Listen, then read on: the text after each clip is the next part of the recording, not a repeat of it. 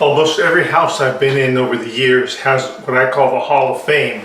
It's a place where families place pictures of relatives that they had growing up. In this case, I have aunt and uncles, father and mother on both sides, Marilyn's side and my side. My mother has a very interesting story. Now, this is the eve of Mother's Day, which is tomorrow, the second Sunday of May. But whether it's Mother's Day or not, that's irrelevant. I want to talk about mothers because mothers are very special.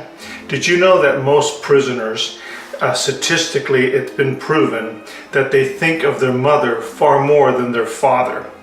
I happen to be also involved in a couple of stories when I was a youth pastor of a couple of young people that died in our local church.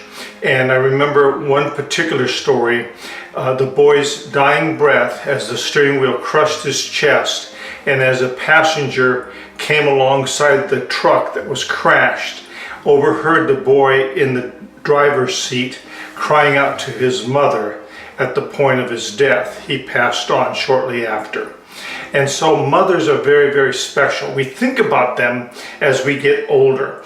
I know in our youth sometimes we go like, oh no, not mom again. She wants us to wear the coat when it's cold, and she's always worried that we're gonna fall or get hurt. We should never climb rocks. We should never go surfing or play or do anything that is dangerous because we might die. And so they're overbearing, they're doting mothers. Now, not everybody has a perfect mother. Some resent their mothers. But overall, most people love their mothers and they want a mother. And ironically, now at 70, I think of my mother more often than I did, obviously, when I was younger. Like, who needs a mother? But when you get older, it seems like mothers are special and you think about them. So if there's a mother listening to this, there's hope that your children will rise up, as the Bible says, and call you blessed. And they will think about you and love you as they get older. So take heart in that. There is a woman by the name of Eileen Macken. Very fascinating story. And I'd like to tell you that story because it's so unique. And take heart in the love that a child has for a mother. Eileen Macken grew up in Dublin. She was an orphan. She never met her mother or her father and didn't know of any relatives. And there she was in Dublin as a young girl wondering who her parents were. It looks like she never was really adopted out. She just grew up in an orphanage. It's hard for us to relate. She was born around 1938. And I guess because late war and all the trauma of Ireland in that time financially, she didn't have any parents that were interested in adopting her. So she grew up in the orphanage. At 16-ish or so, she decided she wanted to go to college. And so the orphanage conferred upon her a birth certificate and a name, which she thought at that time was hers. And it worked out that as she got a little older, she determined to get a DNA test and found out that that name and that birth certificate were bogus. And so at that point, she was just totally kind of a nobody in her mind. She wanted parents, she wanted a mother, especially a mother, and she was lonely, wondering about her mother. So she began a quest, a lifelong quest that lasted about 60 years, wondering where her mother was. And she would look and search records and on and so forth, and couldn't find any traces of a mother, which was very frustrating to her. She was happily married, lost a child shortly after birth, and then by the grace of God ended up with 2 children and a wonderful husband, and the marriages lasted over 60 years. Well, to make the story a little shorter, she was on a radio and an interview and using the radio as a means and a tool to maybe solicit people to see if they could help. Well, providentially, God used that radio station in a marvelous way because a genealogist overheard her conversation on radio and took it upon himself after contacting her to look to see if her mother was alive. But here's the most amazing part of the story. Eileen is 81 years old at the time. So who in the world would be crazy enough to want to try to find a mother at 81? What are the odds of finding a mother at 81? I mean, that would be crazy. I mean, most people die by the time they're in their middle to late 80s, and here she's looking for a mother that may be alive. Well, the genealogist found the mother providentially using DNA research and all the giftings that the genealogist had. It was a precious gift of God. And lo and behold, Eileen found her mother living in Scotland, and the mother was 103 years old and is still alive.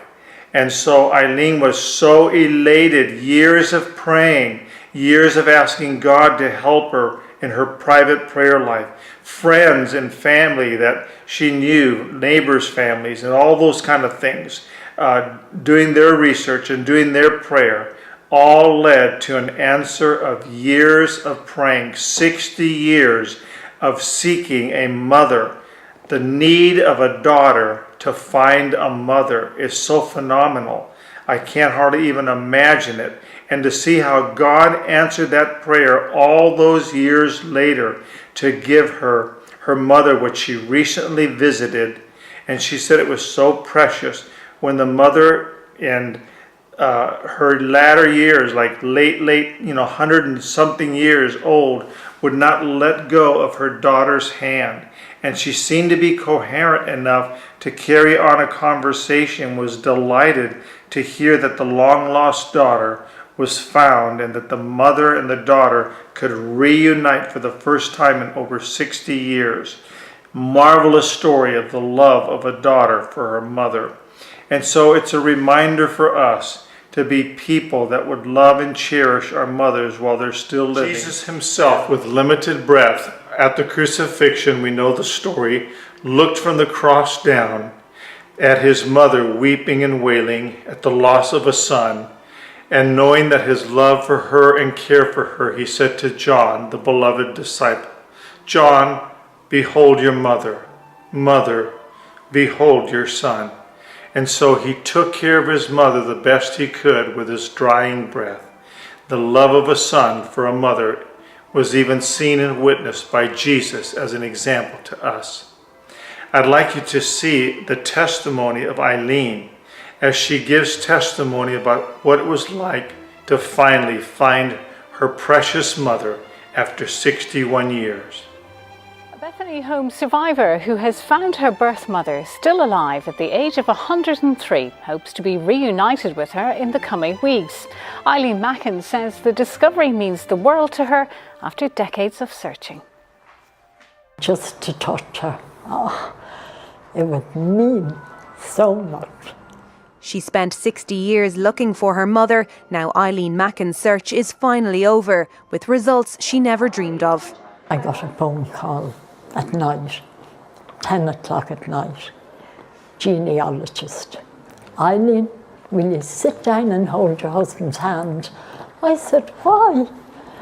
And he said, "I'm going to shout this out loud. Your mum is still alive and she's 103.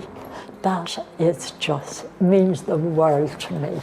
A Bethany Home survivor, Eileen had a number of disappointments during her search, but DNA testing connected her with a cousin, and the work of a genealogist who heard her story on RTE's Liveline completed the puzzle, leading to a phone call with her 103-year-old mother.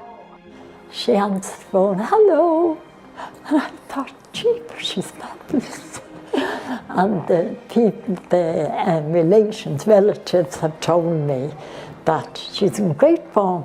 Eileen plans to meet her mother in the coming weeks and is telling others like her not to give up hope. I leave you with this word to pause and ponder.